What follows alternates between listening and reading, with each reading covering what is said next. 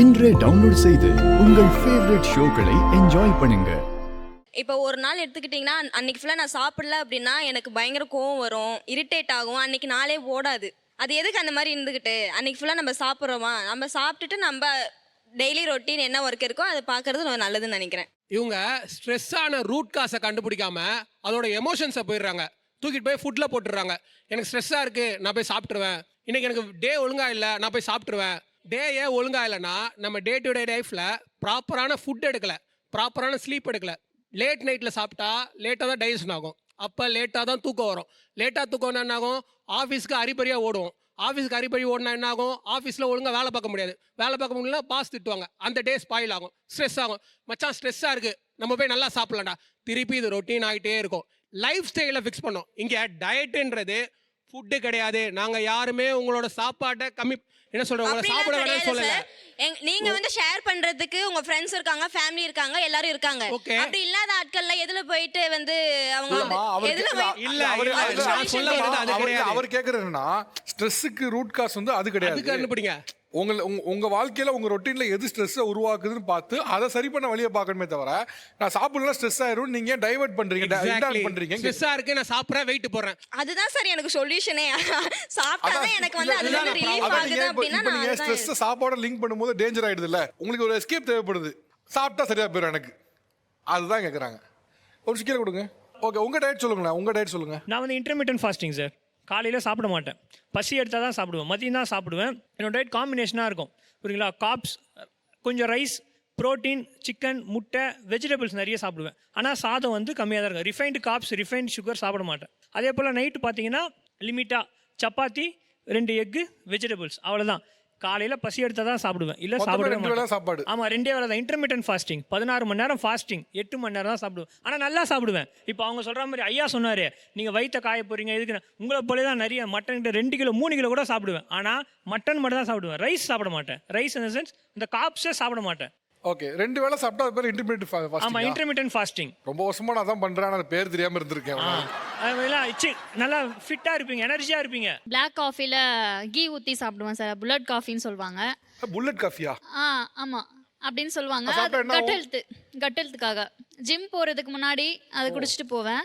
அப்புறம் ஒரு 8 o'clock போல like green juice, coriander leaves, பாலக்கீரை, அண்ட் தென் வந்து லைக் பாவக்காய், கொத்தமல்லி, கருவேப்பிலை, இஞ்சி, அந்த மாதிரி குட்டி குட்டியாக ஷார்ட்ஸ் மாதிரி குடிப்பேன். ஈவினிங் வந்து கண்டிப்பாக டெய்லி ஒரு கீரை இருக்கும். கீரை, அகெயின் முட்டை இருக்கும், 3 முட்டை இருக்கும், அதில் ஒரு ஃபுல் எக் இருக்கும், என்ன சிக்கன், அதுக்கப்புறம் திரும்ப நட்ஸ், இதெல்லாமே இருக்கும். கண்டிப்பாக ஒரு காய். பிளேட் ஃபுல்லாக இருக்கும், கம்மியாக சாப்பிட மாட்டேன். ஓகே, வேற உங்கள் டயட் சொல்லுங்கள். வேற என்னோடது வந்து ரொம்ப ஒரு சிம்பிளிஸ்டிக் டயட் தான் வருது. 3 விஷயம் மட்டும்தான் அவாய்ட் பண்ணுவேன். ஒன்று வந்து சுகர் கட் பண்ணிவிடுவேன் கம்ப்ளீட்டாக, ஆயிலில் டீப் ஃப்ரைட் ஃபுட்ஸு, அதுக்கடுத்து மைதா அவாய்ட் பண்ணிவிடுவேன். இது 3 மொத்தம் அவாய்ட் பண்ணுவேன். ரெகுலராக சாப்பிட்ற ஃபுட் வந்து பார்த்தீங்கன்னா ஒரு நாளைக்கு ஒரு 10 to 12 eggs போவோம். அதுக்கடுத்து எல்லாமே அம்மா சமைச்சிக்கிற பொருட்கள் தான் எல்லாமே. ஒரு 10 to 12 eggs போவோம். வீட்டில் சிக்கனு, மீன் அந்த மாதிரி வாங்கி வைப்பாங்க, ஸோ அது போவோம் அப்படியே. அதை தாண்டி வந்து காய்கறியும் அம்மாவே செஞ்சு வச்சுருவாங்க, ஃபுல்லாக அதுவே பார்த்துப்பேன். இதுதான் ஃபுல்லாகவே ஒரு ரொட்டீனாகவே இருக்கும். இதை தாண்டி டயட்டுன்ற கான்செப்ட் என்னை பொறுத்த வரைக்கும் என்னோட புரிதல் எப்படின்னா, இது வந்து ஒரு மென்டல் சேஞ்சை தான் சார் பார்க்குறேன். ஏன்னா வந்து எனக்கும் அவங்க சொன்னாங்க ஆப்போசிட் சைடில் வந்து ஏங்கும், எப்படி பார்த்தோன்னே ஒரு டெம்டேஷன் இருக்கும் அப்படின்ட்டு. இது என்னன்னா, இப்போ எனக்கு இந்த ஃபுட்டை கண்ட்ரோல் பண்ணும்போது என்னோட ரொம்ப ஒரு பிடிச்ச விஷயத்தை நான் கர்வ் பண்ணும் போது வந்து அந்த ஒரு இம்பல்சிவ் பிஹேவியருக்கு வந்து நான் ஃபாலோ ஆகாமல் ஒரு கண்ட்ரோல்டு ஒரு லைஃப் என்னால் வாழ முடியுது சார். ஓகே, நான் திடீர்னு ஒரு இம்பல்ஸாக ஒரு விஷயம் பண்ணாமல் என்னோட எமோஷன்ஸை வந்து ஒரு ஸ்டேபிளாக வச்சுக்க முடியுது என்னால். இப்போ கூட ஒரு 3 மாதத்துக்கு முன்னாடி கூட ஒருத்தர் நல்ல ஜிம்பாடியாக இருந்தார். ஜிம்பாடியாக இருக்கிற திடீர்னு ஹார்ட் அட்டாக் வந்து இறந்து போயிட்டார். வயசு பார்த்தீங்கன்னா 40 வயசு. அவங்க ஒய்ஃப் என்ன சொல்கிறாங்கன்னா, என்னுடைய ஹஸ்பண்டுக்கு வந்து நல்லா சாப்பிட்ணுன்னு ரொம்ப ஆசை, ரொம்ப கட்டுப்பாடாக இருந்தார். அவர் ஒரு 70 வயசு 80 வயசு வரைக்கும் நல்லா வாழணும்னு நினச்சிருந்தாரு. ஆனால் திடீர்னு ஹார்ட் அட்டாக் வந்து இறந்துட்டாரு. இதே மாதிரி இன்னும் 5 கேஸ் சொல்லுங்க. புரியல என்ன சார்? இதே மாதிரி இப்போ சொன்னீங்கல்ல, இதே மாதிரி இப்போ ஒரு கேஸ் சொன்னீங்கல்ல, இதே மாதிரி இன்னொரு 5 கேஸ் சொல்லுங்க சார். இல்லை, நம்மள வந்து எதை அட்ராக்ட் பண்ணுதோ அதுதான் சார் நம்ம கேட்போம். பாஸ், இப்போ ஒன்று சொன்னீங்கல்ல, இதே மாதிரி ஒரு 5 கேஸ் நல்ல ஜிம்பாடியாக இருக்கவங்க இறந்து போனால் 5 கேஸ் சொல்லுங்க.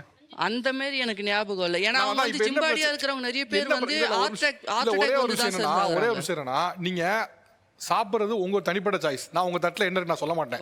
நீங்க விருப்பப்பட்டு சாப்பிடுங்க. ஒருத்தர் இறந்து போயிருக்கான், அவனுக்கு என்ன இருந்துன்னு தெரியாது, கோமார்பிட்டிஸ் இருந்தாலும் தெரியாது, கோவிட் இதெல்லாம் பிரச்சனை இருந்துச்சுன்னு தெரியாது, அவன் இறந்து போயிருப்பான். ஏதோ ஒரு கேஸை வச்சுக்கிட்டு அளவா சாப்பிட்டா நீ செத்து போயிருவ, நீ என்னைய மாதிரி சாப்பிட்டு, இது எப்படி ஏற்றுக்க முடியும்? அந்த மாதிரி கம்பேர் பண்ணி சொல்லலை. ஏன்னா அவங்க நீங்க சொல்ல வரது அதான் சொல்ல வரீங்க. நல்ல ஹெல்தியா இருந்தா ஒரு செத்து போயிட்டான்னு 10 பேர் சொல்ல முடியுமா சார்? நமக்கு தெரியாம இருக்கலாம் சார், அந்த மாதிரி தெரியல. நமக்கு கரெக்டா நீங்க சொன்னீங்க. நமக்குனா வெளியே வராம இருக்கலாம் செய்தி. ஒரு கேஸ் எடுத்துக்கிட்டு அவன் சாப்பிட்டாம இறந்து போயிட்டான்னு ஒரு கேஸ் ரொம்ப தப்பு. ஓகே, உங்க டயட் கான்செப்ட் சொல்லுங்க. நான் வந்து ஒரு வெல் பேலன்ஸ்ட் டயட் தான் சார் எப்பயுமே எடுப்பேன். எல்லாமே ஒரு protein, fibre, healthy fats, probiotics, carbohydrate எல்லாமே இருக்கிற மாதிரி. இதெல்லாம் எதுவுமே இவங்களுக்கு புரியாது. ஓகே, நீங்க சிம்பிளா நீங்க என்ன பேலன்ஸ் சாப்பிடுறீங்க? டயட் தான் சார். நீங்க என்ன குவாண்டிட்டிமா சாப்பிடுறீங்க? 2 சிக்கன் முழுசாக சாப்பிடுவோங்க சார். முழு கோழி உட்காந்து எவ்வளோ நேரம் டைம் எடுத்தாலும் உட்காந்து சாப்பிட்டு எந்திரிச்சு போவாங்க சார். எல்லாரும் சாப்பிட்டீங்களா, எந்திரிச்சிட்டிங்களா, மிச்ச மீதி எல்லாமே எனக்கு தான். 2 கிலோ சிக்கன் 3 கிலோ சிக்கன் ஒட்டுக்கா வறுத்தாலும் எல்லாரும் சாப்பிட்டது போக மிச்ச மீதி பூரா எனக்கு தான் அப்படிம்பேன். அது போக 10 வெளியில் போனால் 2 கிரில் சிக்கன் வாங்கி கொடுத்தா வேற லெவலில் உட்காந்து சாப்பிடுங்க சார். என்ன மாதிரி சிக்கன் சாப்பிட்றதுக்கு யாராவது பெண்கள் இருக்காங்களான்னு எனக்கு தெரியாது. நான் ஒன்னே ஒன்று சொல்கிறேன், தப்பாக எடுத்துக்காதீங்க. இந்தியா தான் இருக்கிறதுல டயபெட்டிக் கேபிட்டல். மொத்த உலகத்தில் டயபெட்டிக் பேஷண்ட் அதிகமாக இருக்க நாடு வந்து இந்தியா தான். அதெல்லாம் டயபெட்டிக் கேபிட்டலுங்காங்க. இன்னும் சொல்ல போனால் நீங்கள் சொன்னீங்க பார்த்தீங்களா, மிச்ச மீதி தான் சாப்பிடுவேன்னு. எல்லா வீடும் எடுத்துக்கிங்களேன், அதில் ஆண் பெண் இருப்பாங்க, குடும்பத்திலையும் குடும்பத்தில். அதில் பெரும்பாலும் குடும்ப தலைவிக்கு சுகர் இருக்கும், குடும்பத்தில் பெருசாக இல்லாமல் இருக்கும். கவனிச்சிருக்கீங்களா? ஏன் தெரியுமா?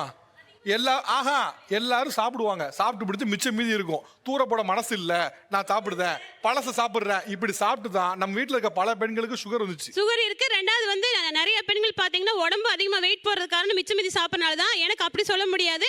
மிச்ச மீதியும் நிறைய சாப்பிடுவேன். கோழி கொடுத்தீங்கன்னா அசலாம 2 சாப்பிடுவேன். பெரிய பெரிய மீன், இந்த கட்லா மீன் சொல்லுவாங்க, 2 கிலோ மீன் ஒட்டுக்கா கொடுத்தாலும் ஒரே இடத்துல உட்காந்து சாப்பிட்டு தான் எழுந்திருப்பாங்க சார். ரொம்ப பெருமையா இருக்கு எனக்கு இதெல்லாம். எனக்கு தெரிஞ்சு ஒன்னே ஒண்ணுதான், உங்க தட்டில் நீங்க விருப்பப்பட்ட சாப்பிடுங்க. ஆனா இதெல்லாம் பெருமையா சொல்லுவது எனக்கு சரியா படுமான்னு தெரியல. மிஸ்கேட் ஆயிடக்கூடாது. ஓகே, நீங்க சொல்லுங்க சார். ஒரு டாக்டரா நான் சயின்டிஃபிக்கா நம்பர்ஸே பேசுறேன்.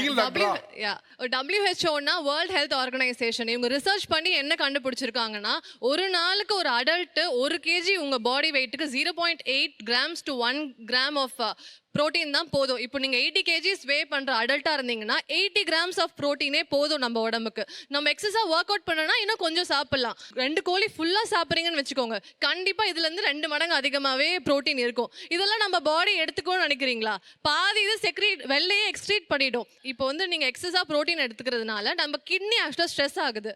கிட்னி ஸ்ட்ரெஸ் ஆகுது சார். லாங் ரன்ல எக்ஸசிவ் ப்ரோட்டீன் லோட் பண்ணிகிட்டே இருந்தீங்கன்னா கண்டிப்பாக கிட்னி வந்து ப்ராப்ளம்ஸ் வரும். அண்ட் WHO வந்து சால்ட்டையும் ரிசர்ச் பண்ணி சொல்லியிருக்காங்க, 1 அடல்ட்டுக்கு 5 grams ஆஃப் சால்ட்டே ஒரு போதும் ஒரு ஹெல்த்தி லைஃப் ஸ்டைல் லீட் பண்ணுறதுக்கு. ஒரு பரோட்டாலேயே 2 to 3 பரோட்டாஸ்லேயே கண்டிப்பாக அதை விட மேலே இருக்கும். ஸோ ஒரு நாள் ஃபுல்லாக நீங்கள் எவ்வளோ சால்ட் எடுத்துக்கிறீங்களோ ஆட் பண்ணி பார்த்தீங்கன்னா 4 to 5 times அதிகமாகவே இருக்கும். இந்த மாதிரி லாங் டேர்ம்க்கு நீங்கள் சால்ட் எக்ஸஸாக எடுத்துக்கிட்டே இருந்தீங்கன்னா இப்போ எதுவுமே தெரியாது. ஏன்னா இப்போ உங்கள் பாடி காம்பன்சேட் பண்ணிக்கும். இவங்க ரொம்ப சால்ட் சாப்பிட்றாங்களா, நம்ம ட்ரை பண்ணலாம், இட் வில் கீப் ஃபைட்டிங். ஆனால் ஏஜ் ஆக ஆக கண்டிப்பாக அந்த ஃபைட்டிங் மெக்கானிசம் இல்லாமல் போகும்ல, அப்போ high blood pressure, heart problems இது எல்லாமே வரும். விரும்பி சாப்பிட்றது, பிடிச்சி சாப்பிட்றதுலாம் நம்ம ஹார்ட்டுக்கு தெரியாது. நீங்கள் மனசு ஜாலியாக சாப்பிட்டுட்டு நம்ம தூங்கிடுறோம். ஹார்ட், பிளட் வெசல்ஸ், கிட்னி இது எல்லாமே கஷ்டப்படுது சார்.